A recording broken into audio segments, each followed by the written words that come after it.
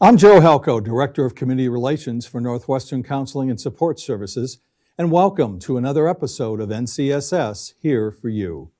Since 1958, Northwestern Counseling and Support Services has been providing access to high-quality services which promote healthy living and emotional well-being to the residents of Franklin and Grand Isle counties.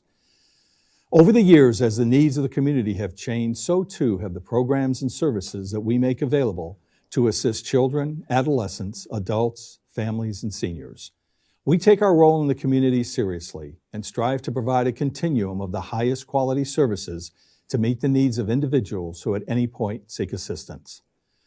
The past legislative session saw NCSS and the designated mental health agency system of care, plus the Parent-Child Center Network, receive increased funding to address the workforce crisis and increased demands for services. Today, members of the NCSS Internal Legislative Committee join me to discuss successes, a look at future challenges, and to thank legislators for their support. To discuss the positive impact of the 2021-2022 legislative session, I am pleased to introduce this month's guests. They are Matt Habedank, who is the Children's Behavior Services Program Manager, Amy Johnson, Program Manager and Assistant Director of the Parent-Child Center of NCSS, Brady Therian, who is Service Coordinator of the Community Rehabilitation and Treatment Program, and Tim Lyman, Quality Care Team Services Coordinator in the Developmental Services Division. And I'd like to welcome all of you to the show this month. Thank you. Thanks, Joe. So let's start. Matt, why do you think this legislative session was so successful in terms of support for mental health in general and the DA system in particular? First, thanks for having us on the show, Joe. It's always great to get out and talk about this stuff a little bit. There were a lot of reasons why I think the legislative session was really successful for the DA system and for mental health services in general this year. One of the big ones was it was a very much a system-wide push. There was a lot of folks who were actively lobbying at the legislature, speaking with their legislatures at every level, local and at statewide. There were the Vermont Care Partners, the umbrella organization, sort of over the DA system, gathered a lot of data from the DAs, and we're very much active in requesting data and information, stories, recruiting people to testify, lots of different stuff to continually be in contact with the legislature and help them navigate their way through the bills and a lot of funding priorities that were on the table. So I think the first reason is it was a big group effort, and there were a lot of folks that made it very successful on a lot of different levels. Another one was just the energy, I think, post-COVID, as we finally, I don't want to jinx it and say came out of COVID, or I don't know if we're still out of COVID, but as we moved into a stage of COVID, especially where kids were back at school, many of the demands of everyday life had returned in a way that they were not quite present during the pandemic. There was a lot of energy to make sure kids and families had the supports that they needed, as well as adults and people of all the folks that the DA system serves.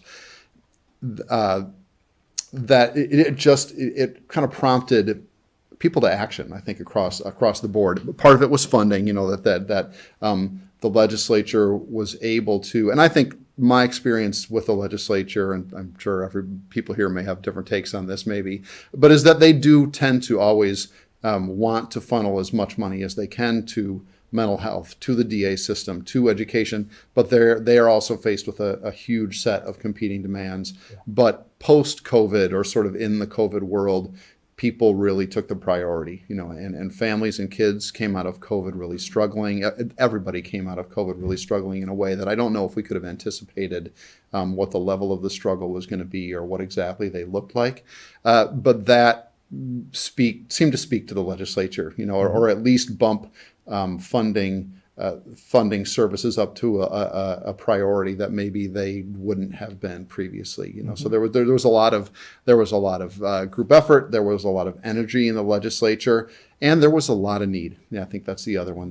There was just a huge amount of need at every level. at a time when we came out of COVID and sort of the labor crisis hit, and there was people aren't able to hire anybody at exact time as the need is probably as great as anyone has ever seen, which really shone a spotlight on kind of the chronic underfunding of the DA system and of mental health services in general. That's one of the reasons why. I don't know why it came to a crisis level anyway, because things were difficult before the pandemic even hit. And once the pandemic did hit and there was a huge increase in the need for services and a really lack of, or a scarcity of folks to do the work, that pushed things to a kind of a different place where some of those chronic funding issues had to be addressed in a way that maybe the legislature was unable or unwilling to previously. So that had a lot to do with it. And I would say the work is not done. The last session was very successful in those terms. There was some funding, and the legislature, there has been times through the years, usually there's something that's allocated for ongoing funding to the DA and mental health system. There's definitely one-time monies that are appropriated for various reasons, but this was a really significant ongoing funding increase, which certainly made a big difference. However, if you look at a system that was chronically underfunded prior to COVID, there's still work to do. The wages of our staff are still low. If you look across various fields and even within this field of various entities, there's still a huge unmet need that has yet to be filled, and funding is going to be part of. There are lots of pieces to what that is going to address, but certainly one of the biggest roles the legislature plays in funding, and that's a big piece. The other thing I would say, and I want I didn't want to forget to say this, that the session was successful is because it wasn't only the people that are associated with the DA system or the mental health system that were all pulling in the same direction. Lots of our partners said the same thing in the legislature. I know several of our school partners who testified about what could be done to help support schools and help support kids in schools during this time said the best thing you can do to help us is to help the DA system. Fund them well, because the supports that we normally access, we can't access, and we need them now more than we ever have. So if you want to help us, help them. And I don't think schools saying that was an isolated incident. I think there were a lot of people who were also chiming on our behalf and saying, give them what they need to do their jobs well and to make sure their people are taken care of, as a way to make sure that the people we serve are well taken care of too. Yeah, very, very well said. A lot of success, but still work to be done. No question. And I don't know, Amy, I'm sure that there's some pieces from you that happen as well, that the PCC is very related, but a little bit different in that regard. Yeah, which I know we'll get to.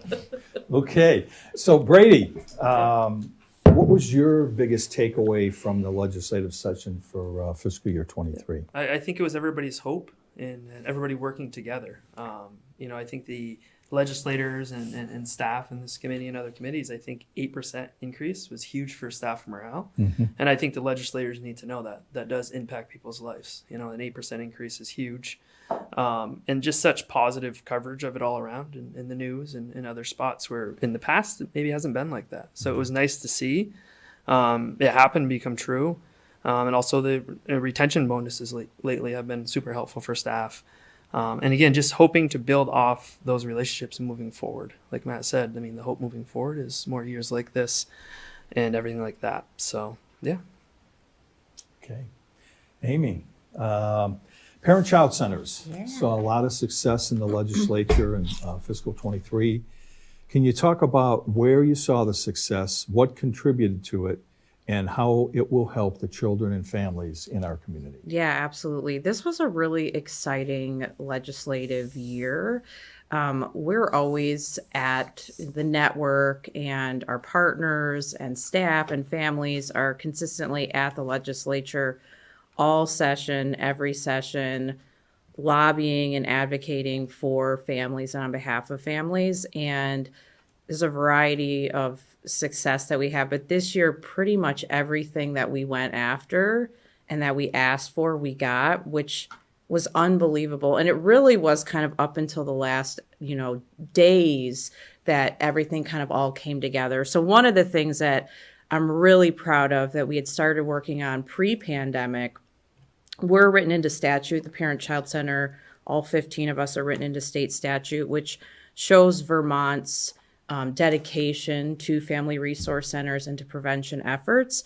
So we open up our statute to strengthen it, to improve our quality, hold us more accountable, and just strengthen our standing in the state. And many years of working on that and having to have that take a back seat during the early phases of the pandemic.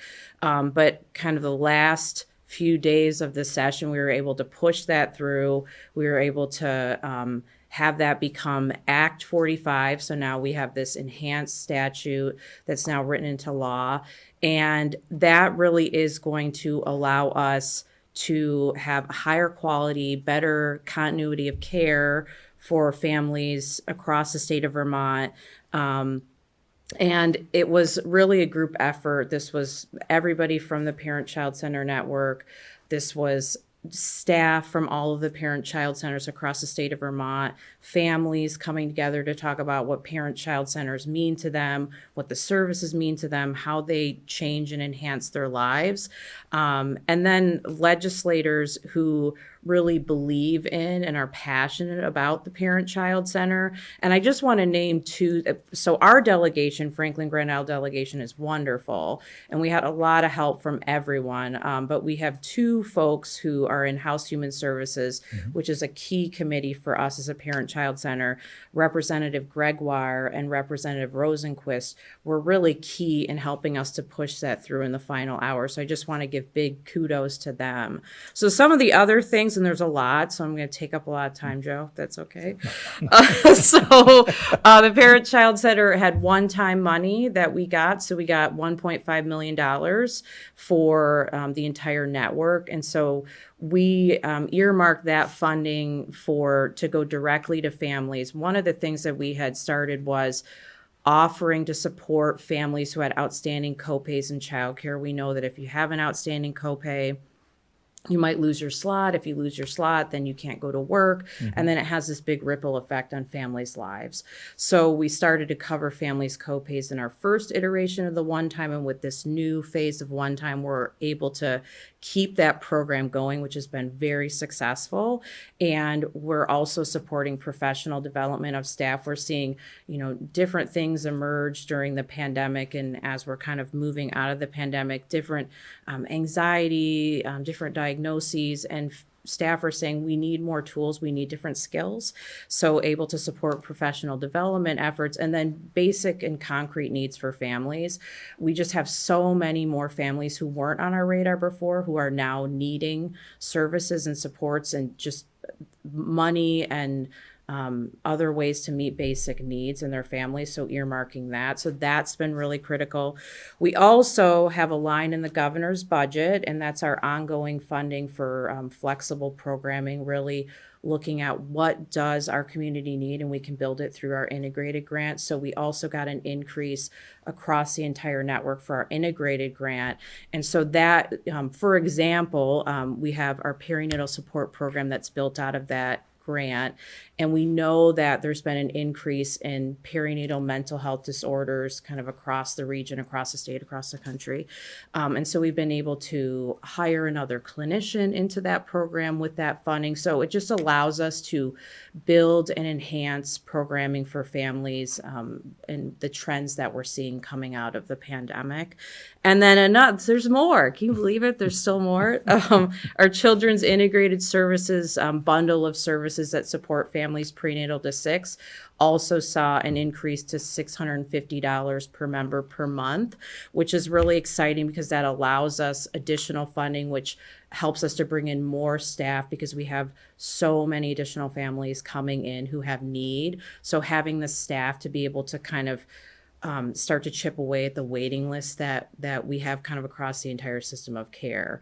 So really I also want to thank, because that's a lot of stuff, and I know I thank specific legislators, but this was a huge effort on behalf of our staff who testified in committees, who testified at the governor's budget hearing, who had one-on-one conversations with legislators, who went to the early childhood day at the legislature and harassed our legislators in a really good way, who followed them around to the lunch tables virtually, and bringing families' voice to the forefront for any family that wanted to have their voice heard but couldn't be present or do that advocacy effort on their own.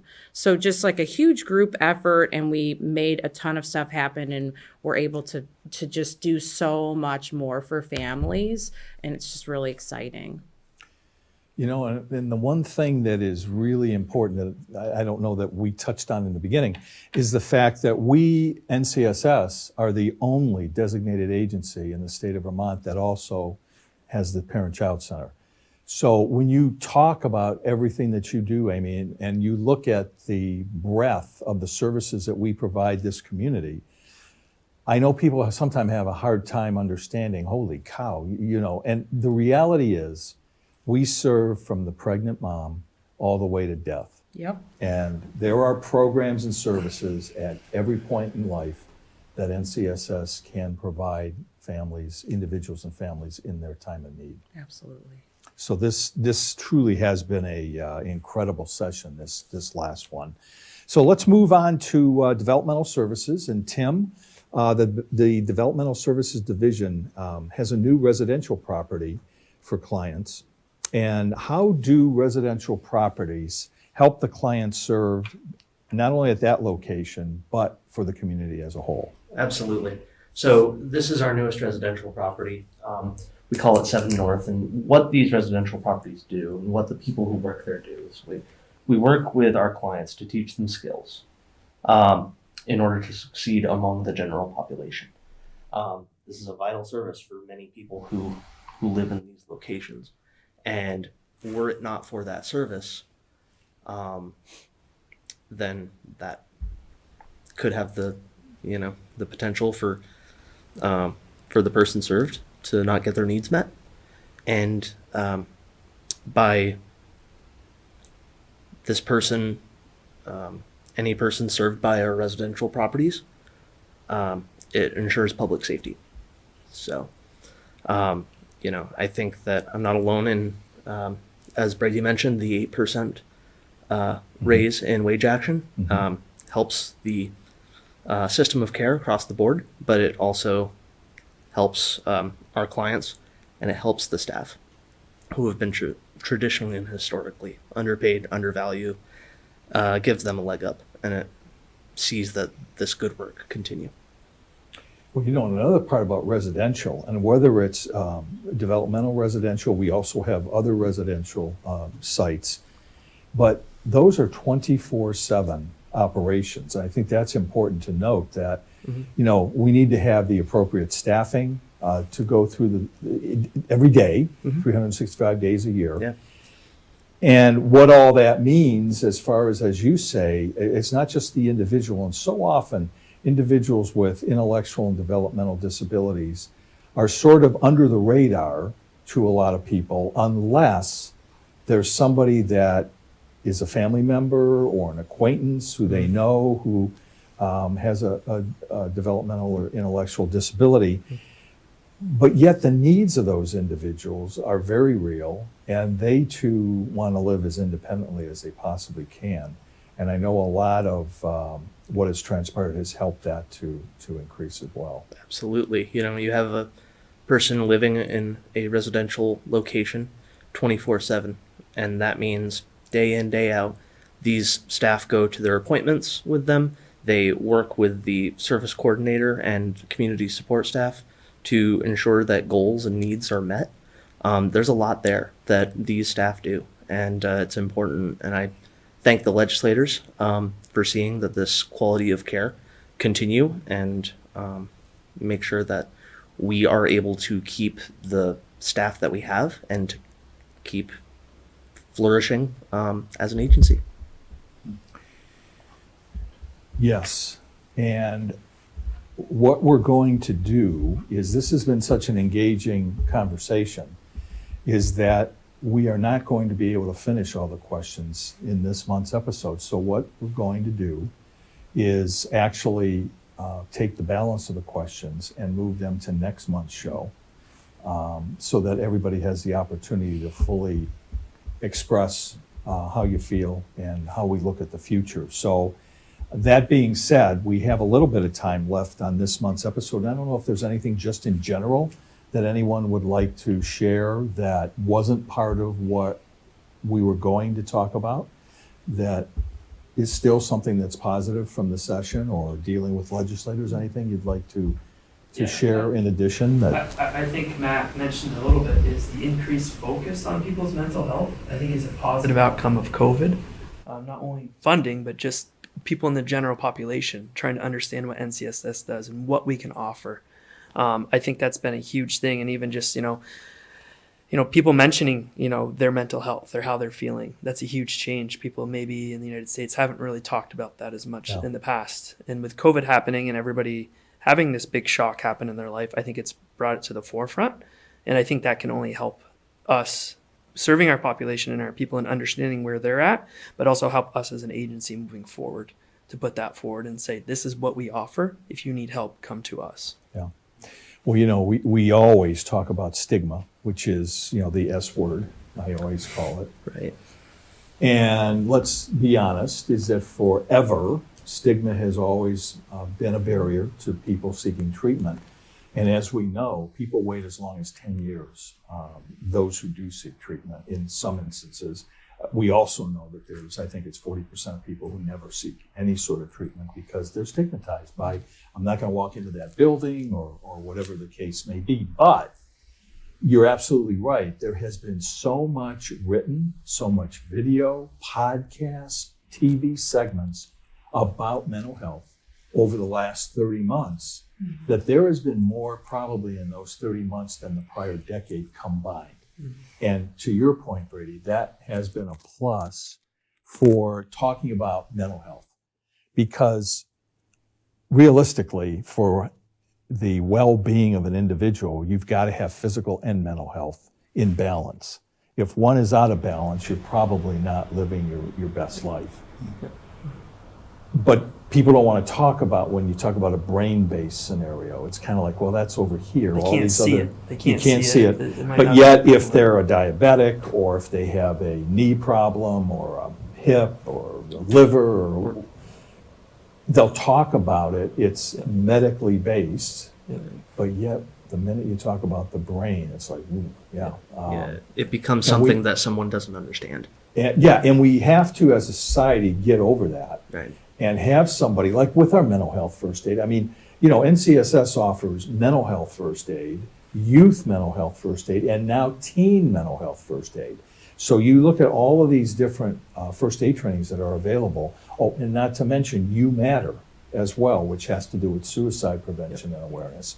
So there's all these trainings that are being provided by NCSS, all with the goal of giving people the tools to understand the early warning signs, and also in general about, if somebody is depressed or they're bipolar or anxious, they're not alone. Yep. There are millions of people who have the same symptoms, and they shouldn't be kind of shoved under the rug and not dealt with because they feel stigma. So I think you're all right, and quite frankly, to get everybody on the same page that mental health is just as important as your physical health is a critical component. And I think, as all of you have said, to get legislators to understand the critical importance, because too many years went by where all of you would do great advocacy work, but when it came time, and let's face it, the state only has so many dollars. So they've got to parse them out in what they believe to be the right directions for the well-being, the safety of Vermonters.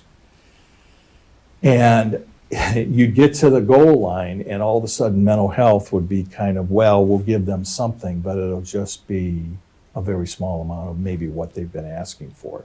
Yep. The hope is that those days are over, because, as you said, Brady, more and more families, more and more individuals have learned over the last 30 months that mental health is real, mental health is something that really does need to be dealt with at a time when you begin to experience it, not years and years later, which has been more of the norm, unfortunately. Yeah, that also, Joe, makes me think about a point that I thought of when Tim was speaking a little bit, is that, and that's the need to fund the changing dynamics of what families and kids and adults, whatever, what the system needs to support the population. What was needed 10 or 15 or 20 years ago is not necessarily the same thing that's needed today. And some of that stuff takes funding. I mean, it also takes a level of creativity, and it takes staff, and it takes dedication. And I thought about the same thing. I think Amy mentioned it. When we work with the legislature, and any advocacy we do is really made easier by the fantastic work that our staff does, and we can go in there and hold our heads high and be very proud of the work that's done across the system. But that's one thing as you move forward and look towards some things that happen in this session and some things that are going to start happening in the next session gets started here in a couple months. The system, the needs of people have changed, and the needs of individuals have changed, and we're obligated as a system to shift along with that. So to be open to that, and I know some of that entails some other folks that we haven't talked about yet, which is our partners at AHS, DMH, Dale, the agencies that kind of the funding flows through to come to us, who also recognize that the needs of of the population have changed, and that means the system has to shift a little bit. So that's that sort of dynamic nature of the work that we do, and recognizing, almost ahead of time, looking out, this is what's going to be needed in 2 years and 3 years, and working with some of those partners and with the legislature to make sure that we can build that, not when it's a crisis after people need it and they're sitting there without services, but ahead of time, so it's there when the need hits. Yeah, very, very true. I don't know if anybody else has any other last comments. I but, just think it's really important to keep mental health at the forefront, and how do we make sure that it continues to be a priority? It isn't just something that the light was shined on it during the pandemic and it's fresh in our minds, and as we move outside of the pandemic, that light starts to dim. It should be a priority. It's always been important. It will continue to be important. Intervention efforts, prevention efforts, all of that is critical to a healthy Vermont. And so we have to keep that a priority and keep that in the forefront of legislators' minds, and not just during, a crisis or a pandemic. Great point about the further you get away from the crisis of the pandemic, does it begin to fade? Because it shouldn't. It should. I think a lot of great work has gone into all the efforts, some phenomenal outcomes. But once again, it's not the end, it's an ongoing. And change continues, as Matt said, at all times and levels. The needs have changed, and we as an organization need to be there for the individuals and families when they need it. So with that, we're going to end our part one of what will be our two-part session on this discussion. And I do want to thank my guests, Matt Habedank, Amy Johnson, Brady Therian, and Tim Lyman, for sharing their insights on the positive impact on our system of care as a result of the 2021-2022 legislative session. I also want to thank you, the viewer, for spending time with us again this month. You can learn more about NCSS and all of our programs and services by logging on to ncssinc.org. I'm Joe Halco, and I'll be back next month with part two of this legislative discussion on NCSS here for you.